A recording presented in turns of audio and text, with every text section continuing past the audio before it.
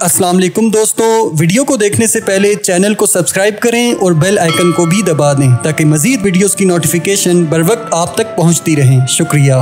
रिवायत है कि हज़रत शमून अलैहिस्सलाम बड़े हक परस्त, ज़बरदस्त शुजा और बहादुर थे, और ये भी एक रिवायत से पता चलता है कि उनके बदन पर बाल बहुत ज़्यादा थे, मानिंद मिसाल सर के बालों के, लेकिन अल्लाह ताला ने उनको बहुत कुव्वत अता फरमाई थी।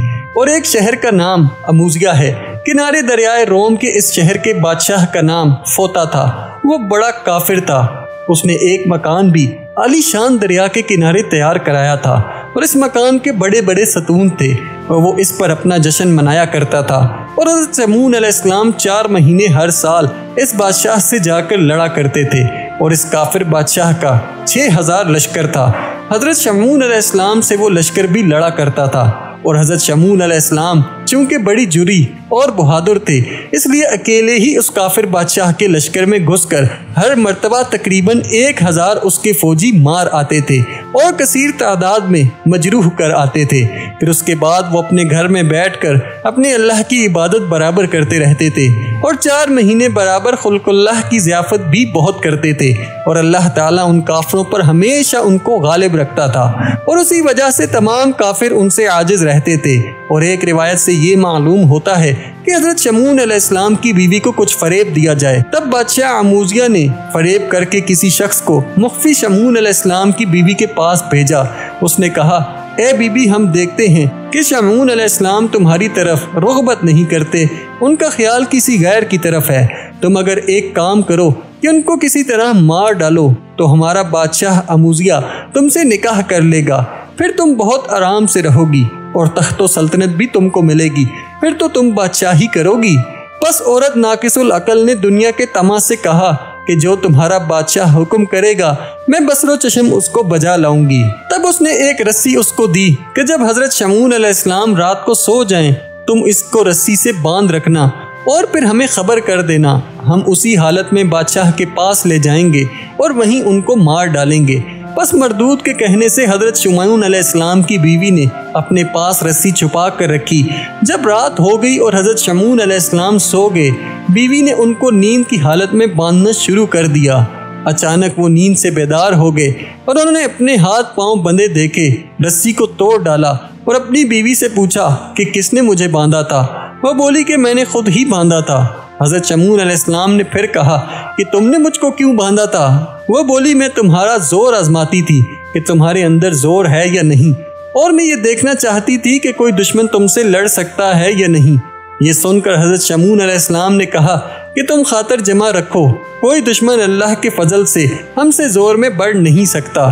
फिर 4 महीने के बाद हज़रत शमून अलैहिस्सलाम उस शहर में जहाद फी सबीलिल्लाह के वास्ते गए और फिर वहाँ से लड़ाई फतह करके वापस तशरीफ़ लाए। फिर बादशाह अमूजिया ने हज़रत शमून अलैहिस्सलाम की बीवी के पास लोगों को भेजा। वो बोली, मैंने उसको बांधा था, लेकिन वो बड़ा ही जोर आवर है, उसने रस्सी तोड़ डाली। तुम लोग बादशाह से जाकर कहो। चनाचा वो लोग फिर वापस बादशाह के पास गए और बादशाह से कहा। फिर बादशाह ने बहुत सा माल और दौलत देकर एक लोहे की जंजीर हज़रत शमून अलैहिस्सलाम की बीवी के पास भेज दी कि अब उनको इससे बांधना और फिर फौरन मुझको खबर कर देना। बस दूसरे दिन हज़रत शमून अलैहिस्सलाम को उनकी बीवी ने लोहे की जंजीर से बांधा। जब हज़रत शमून अलैहिस्सलाम नींद से बेदार हुए तो उन्होंने अपने हाथ पांव फिर जंजीर में बंधे देखे। ये देखते ही उन्होंने अपने हाथ पांव हिलाए तो वो जंजीर टूट गई। फिर उसकी खबर बादशाह को पहुंची। बादशाह अमूजिया बोला कि लोहे की जंजीर से और कोई चीज़ मजबूत नहीं है, आखिर में उसके बांधने के वास्ते क्या भेजूं। अब तो सूरत यही है कि उससे कहो कि जिस तरह हो सके उसको मेरे पास भेज दो। फिर उन्होंने हज़रत शमून अलैहिस्सलाम की बीवी से जाकर कहा। वो बोली, बहुत अच्छा, मैं कुछ तदबीर करूँगी, फिर आपको कह भेजूंगी, आप खातिर जमा रखिए। एक दिन शमून अलैहिस्सलाम लड़ाई से वापस घर में आए और अपनी बीवी से हर तरह की बातें करने लगे। उनकी बीवी ने कहा कि ए साहिब, तुमको अल्लाह ताला ने बहुत जोर दिया है, अब तुम हमको बताओ कि ऐसी कौन सी चीज़ है कि उससे तुमको बांध कर रखें और तुम उसको बावजूद जोर आजमाई के तोड़ न सको। ये सुनकर हज़रत शमून अलैहिस्सलाम ने कहा कि तुमको इससे क्या मतलब है और ये चीज़ तुम क्यों पूछती हो। वो बोली, मैं पूछती हूँ कि तुमसे कोई और जोरावर है या नहीं। یہ سن کر حضرت شمعون علیہ السلام نے کہا کہ مجھ کو ایک چیز سے باندھ سکتی ہو، یعنی میرے سر کے بالوں سے یا بدن کے بالوں سے، اس کو میں نہیں توڑ سکتا۔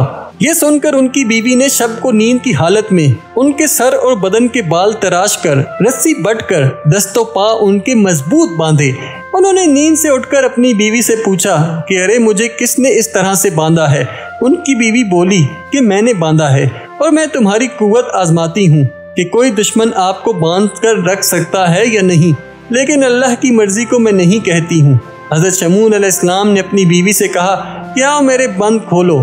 وہ بولی کہ کئی دفعہ میں نے آپ کو باندھا، آپ نے اپنی قوت بازو سے کھولا تھا، اس وقت مجھے کیوں بلاتے ہو؟ اس کے جواب میں حضرت شمعون علیہ السلام نے کہا کہ اگر میں ہلوں گا اور زور لگاؤں گا تو میرے تمام بدن کی ہڈیاں درم برم ہو جائیں گی۔ بس ان کی بیوی نے جب دریافت کیا کہ بال کے بند توڑنے کی ان کی قوت نہیں ہے، پھر بادشاہ اموزیہ کو خبر دی۔ یہ سنتے ہی اس ملعون نے 1000 مرد جنگی شتر سوار بھیجے۔ انہوں نے آ کر حضرت شمعون علیہ السلام کے ہاتھ پیر ناک کاٹ کر اور ان کی آنکھیں اور زبان نکال کر اور اونٹ پر لاد کر بادشاہ کے پاس حاضر کیا، اور وہ سب کافر کہنے لگے کہ اب ہم سب شمعون علیہ السلام سے محفوظ ہو گئے ہیں۔ جب ان کو بے دست و پا اور زبان کٹی ہوئی اور آنکھیں نکلی ہوئی، صرف ان کا دھڑ باقی تھا، بادشاہ اموزیہ کے سامنے لے جا کر رکھا تو کوئی شخص ان کافروں میں سے کہنے لگا کہ میرے باپ کو اس نے مار ڈالا ہے، اور کسی نے کہا کہ میرے بھائی کو اس نے مارا ہے، اور پھر ہر شخص دعویٰ کرنے لگا، اور جب دیکھا کہ ابھی دھڑ میں کچھ معمولی سی رمق باقی ہے تو سب کے سب کہنے لگے کہ اس کو کسی شدید عذاب میں ڈال کر بالکل مار ڈالو۔ سب کافروں نے مشورہ کیا کہ اس کو دریا کے کنارے لے جا کر بالا خانے پر سے اس کو دریا میں گرا دو۔ چنانچہ انہوں نے ایسا ہی کیا۔ حضرت شمعون علیہ السلام کا دھڑ دریا میں گرایا تو اسی وقت جبریل علیہ السلام اللہ کے حکم سے آئے اور حضرت شمعون علیہ السلام کے دھڑ کو، جو ابھی ہوا پر ہی تھا، اٹھا لیا، اور جو کچھ اعضاء ان کے دھڑ سے علیحدہ کر دیے گئے تھے وہ سب اعضاء اللہ کی قدرت کاملہ سے اپنی اپنی جگہ پر آ کر نصب ہو گئے۔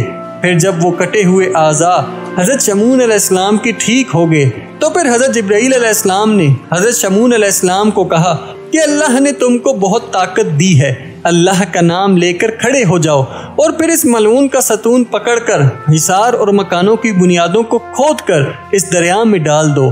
یہ سنتے ہی حضرت شمعون علیہ السلام نے اللہ تعالیٰ کو یاد کر کے حصار اور مکانوں کی بنیادوں کو اور تمام مکان شہر کے کھود کر تمام کفار کے اٹھا کر اس دریا میں ڈال دیے، اور اس طرح کیا کہ کوئی متنفس اور شہر کا نام و نشان باقی نہ رہا، اور پھر اللہ کا شکر بجا لائے اور اپنے گھر پر جا کر اپنی بیوی کو مار ڈالنے کا قصد کیا۔